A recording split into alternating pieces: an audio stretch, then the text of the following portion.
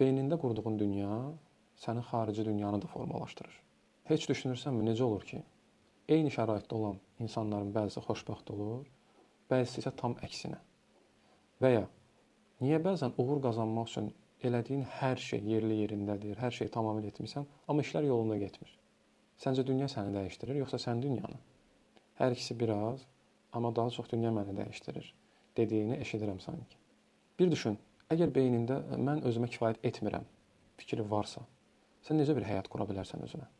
Bir insan daim özünü dəyərsiz və yetərsiz hiss edirsə, qarşısına çıxan fürsətləri necə qiymətləndirə bilər ki?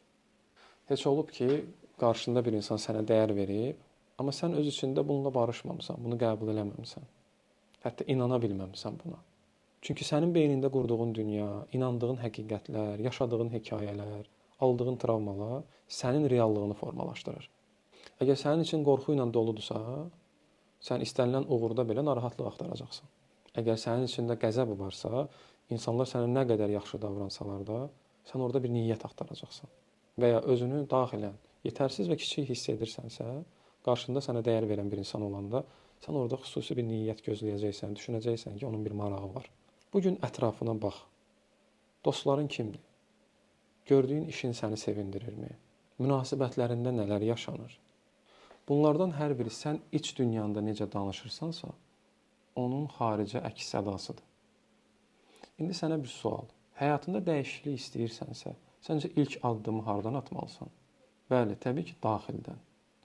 Mən dəyərsizəm, yetərsizəm düşüncəsi yerinə, mən özümə yetirəm təfəkkürünə keçərək. Bəzən həyatımıza dəyişiklik eləmək üçün bir fürsət gözləyirik, başqa insanları gözləyirik, bir mühit, bir şərait. Amma acı da olsa reallıq budur ki, bayaq vurğuladığım kimi, xarici dünya bizim daxili dünyamızın əksidir. Və biz daxili dünyamızda dəyişiklik eləməyə başladığımız zaman o əks sədanı ətrafımızda da hiss eləyəcəyik.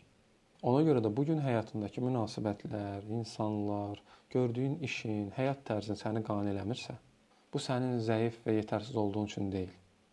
Sadəcə daxilindəki düşüncə sistemi yoxlamağın vaxtıdır. Deyəcəyim 3 şeyə diqqət et. Birincisi, hansı inancların sənə xidmət edir? İkincisi, hansı inancın səni eyni döngüdə saxlayır? Və üçüncüsü, hansı qorxu sənin gələcəyinə mane olur? Cavablar çətin deyil. Amma onları eşitmək üçün özünlə bir baş-başa qalmalısan.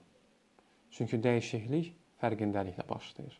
Özündən müğayət ol, salamat qal.